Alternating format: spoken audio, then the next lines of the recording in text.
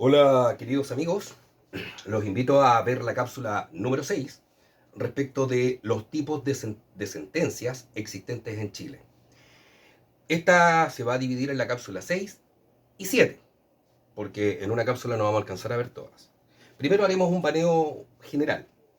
Dentro del estudio de las sentencias debemos conocer que existen sentencias de única instancia, sentencias de primera instancia, sentencias de segunda instancia. También estudiamos las sentencias definitivas, las sentencias firmes y ejecutoriadas, las sentencias que causan ejecutoria y las sentencias de término. Son sentencias y cada una de ellas tienen diferentes objetivos a tratar. En la siguiente cápsula, que es la cápsula número 7, hablaremos de las sentencias interlocutorias de primer grado, las sentencias interlocutorias de segundo grado, los decretos, los autos, los proveídos. Bueno, iniciaremos con las sentencias de única instancia. Estas sentencias de única instancia tienen relación con algunos procedimientos civiles. Por ejemplo, aquellos procedimientos civiles cuya cuantía sea menor a 10 unidades tributarias mensuales se conocen en única instancia, razón por la cual su sentencia es sentencia de única instancia. ¿Qué significa que sea sentencia de única instancia? Que no tiene la posibilidad de que sea conocida en segunda instancia por medio de eventualmente un recurso de apelación. No procede el recurso de apelación en este caso. Tenemos acá algunos tipos de procedimientos que se conocen en única instancia, como por ejemplo el recurso de casación en la forma, la nulidad, el recurso de queja, la extradición en materia penal, la extradición activa, la solicitud de secreto y la casación en el fondo. Aquí les hago una precisión. La casación en el fondo solo la conoce en pleno la Corte Suprema y en única instancia. En cambio, la casación en la forma puede ser conocida por la Corte de Apelaciones como por la Corte Suprema, dependiendo de cuál sería el tribunal de primera instancia que conoce y que actúa como tribunal acuo. Entonces, ahí ustedes conocen qué tipo de sentencia es la de única instancia y qué tipos de procedimientos están relacionados a este tipo de sentencia. Luego tenemos las sentencias de primera instancia. Acá las sentencias de primera instancia relacionadas al derecho procesal civil son aquellas cuyos procedimientos civiles exceden de las 10 unidades tributarias mensuales, así como también las gestiones voluntarias, los actos jurídicos judiciales, los actos judiciales no contenciosos o gestiones voluntarias, actos judiciales no contenciosos. Tenemos una excepción a esta regla, y es que aquellas causas que son menores a 10 UTM en primera instancia son conocidas por única instancia, como señalé anteriormente, pero si estas causas civiles, estos procedimientos civiles que son menores a 10 UTM tienen como parte involucrada, ya sea en calidad de demandante o de demandado, a algún comandante de las Fuerzas Armadas o de orden de carabineros, así como también fiscales de la Corte Suprema, fiscales de apelaciones, jueces de letras, un párroco, un vicepárroco, en este caso, incluso también a los cónsules generales, el cónsul, el vicecónsul, debidamente reconocido por Chile con respecto a sus credenciales extranjeras del país extranjero al que pertenecen. También cuando los involucrados sean una corporación o una fundación de derecho público. Además de las causas en ese caso es súper importante entender de que aunque sean menores a 10 UTM, excepcionalmente se van a conocer en primera instancia. Van a tener la posibilidad de la doble instancia, por ser esta calidad de personas que acabo de señalar. Bueno, saliendo de este punto de la excepción, acá en primera instancia se conocen las causas del trabajo, las causas de familia, las causas de la cobranza laboral, los desafueros contra los diputados, contra los senadores, aquel que tenga fuero en realidad, los recursos de amparo y protección, las amovilidades contra los jueces de letras, las querellas de capítulo, los ejercicios de las facultades disciplinarias, como son las administrativas y económicas, los desafueros de los diputados, como señalé, y senadores, y las aplicaciones de las medidas disciplinarias en pleno. Todo eso se conoce, son procedimientos y se conocen en primera instancia. Es decir, que tienen la posibilidad por parte de alguna de las partes que no esté conforme con la resolución, es decir, que le cause agravio, la posibilidad de apelar, de extender el recurso de apelación para que esta causa sea conocida en una segunda instancia. A eso me refiero. Entonces, no confundir instancia con los procedimientos conforme a ella. Están relacionados, obvio. Ahora, en las sentencias de segunda instancia, aquellos procedimientos que pueden verse en segunda instancia son claramente todas las causas civiles de familia, del trabajo, los actos no contenciosos, todo lo que se conoció en primera instancia.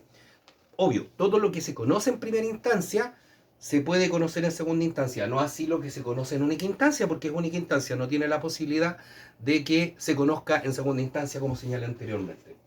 Ahora, ¿qué causas civiles? Acá la instancia por los jueces de letra o uno de los ministros de la Corte de Apelaciones también.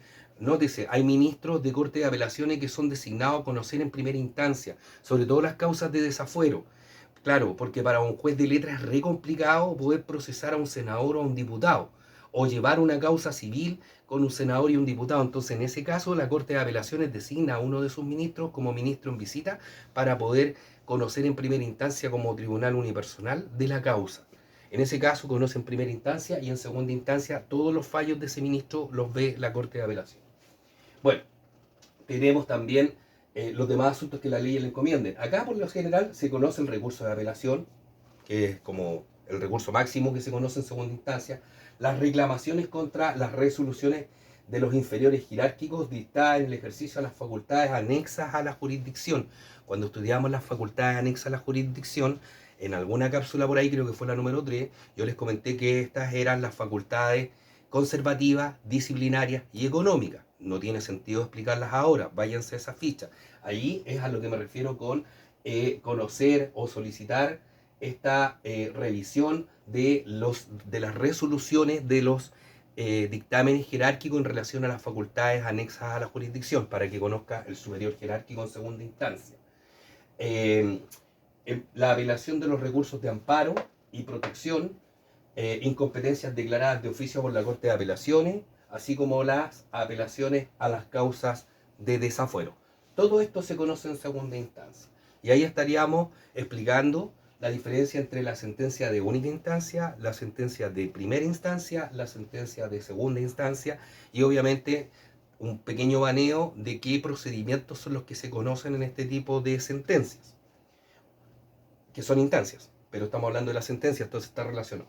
Luego tenemos la sentencia definitiva, y la sentencia definitiva es la que pone fin a la instancia. O sea, si yo estoy en un procedimiento de única instancia y obtengo una sentencia, esa sentencia va a ser definitiva. ¿Por qué? Porque pone término a la instancia. Lo mismo pasa con las sentencias de primera instancia. Serán sentencias definitivas porque ponen fin a la instancia y resuelven el asunto puesto en conocimiento del juicio. En el caso de la segunda instancia, lo mismo. La sentencia que se obtiene de segunda instancia también es una sentencia definitiva porque pone fin, insisto, a la instancia resolviendo la cuestión objeto del juicio. Luego estudiamos la sentencia firme o ejecutoriada. La sentencia firme ejecutoriada, notificada a las partes si no procede recurso alguno o notificado el decreto que la mande a cumplir, una vez resueltos los recursos deducidos o transcurrido el plazo de interposición de los recursos.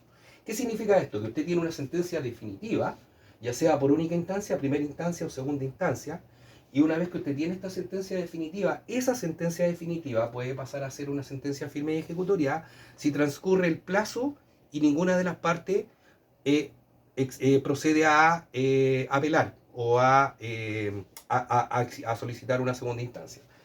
Será una sentencia firme y ejecutoriada cuando sea una sentencia de única instancia, porque no hay doble instancia, entonces quedará esa sentencia firme y ejecutoriada porque no se puede recurrir de apelación. ¿Okay? Se podrá solicitar la nulidad, todo, pero eso ya es otro tema. Será sentencia definitiva la sentencia de primera instancia de la cual pase el plazo y no se interpongan recursos. Quedará firme y ejecutoriada, lo mismo con la segunda. Será sentencia firme y ejecutoriada si habiendo recursos se confirman las sentencias de primera o segunda instancia. O sea, de primera instancia, porque la de segunda no, pues si la de segunda va a ser firme y ejecutoriada, no hay una tercera instancia. Ojo, nótese.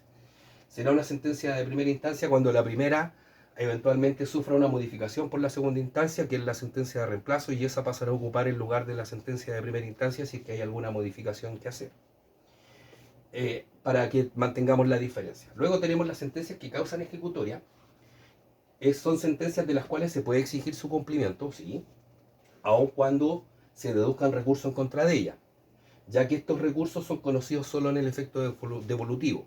¿Qué significa esto? Bueno, tenemos una sentencia definitiva, que es de primera instancia, porque las de única instancia en realidad no causan ejecutoria, ¿ok?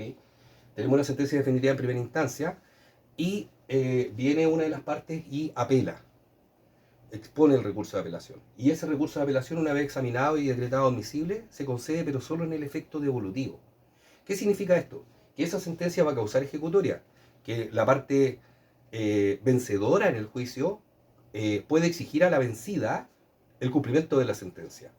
Ahora, si la vencida interpone el recurso de apelación, mientras se tramite el recurso de apelación, el demandante, el vencedor, puede igual cobrar, puede igual exigir el cumplimiento forzado de la sentencia.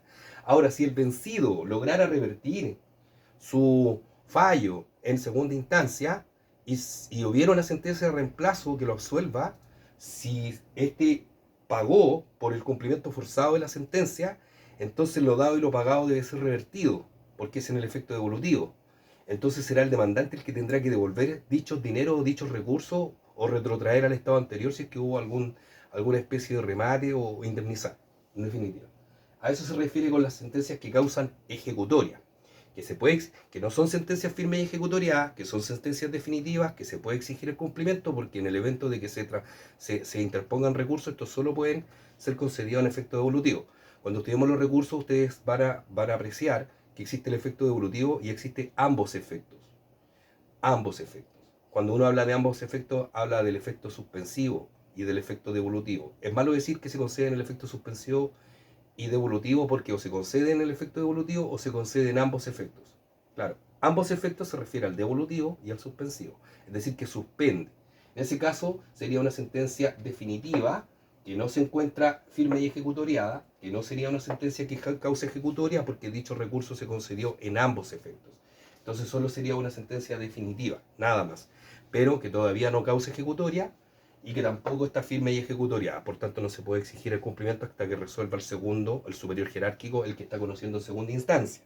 Nótese. Luego tenemos la sentencia de término, que pone fin a la última instancia del juicio. Y acá, bueno, si la sentencia de única instancia fue la única instancia del juicio y no hubo más, entonces esa será la sentencia de término. Si la sentencia de primera instancia fue la última, no hubieron recursos que interponer y no hubo absolutamente nada, entonces esa, pasado el plazo, tendrá el carácter de sentencia de término. ¿Por qué? Porque pone fin a la última instancia.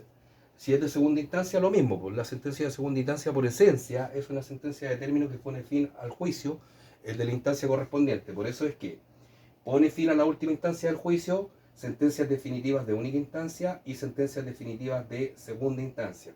Y también las sentencias definitivas de primera instancia, que no las anote acá, pero en el evento de que esa sentencia no tenga más tramitación, no existan recursos y quede firme y ejecutoriada, pasaría a ser una sentencia de término. Espero haber ayudado con este trabalengua de sentencias para que ustedes comprendan la diferencia entre lo que es una sentencia de única instancia, una sentencia de primera instancia, una sentencia de segunda instancia, una sentencia definitiva, una sentencia firme y ejecutoriada, una sentencia que cause ejecutoria y por último, pero no menos importante, la sentencia de término. Los invito a ver la siguiente cápsula donde conoceremos los otros tipos de sentencias. Muchas gracias y espero contribuir con su preparación al examen de grado de Derecho Procesal.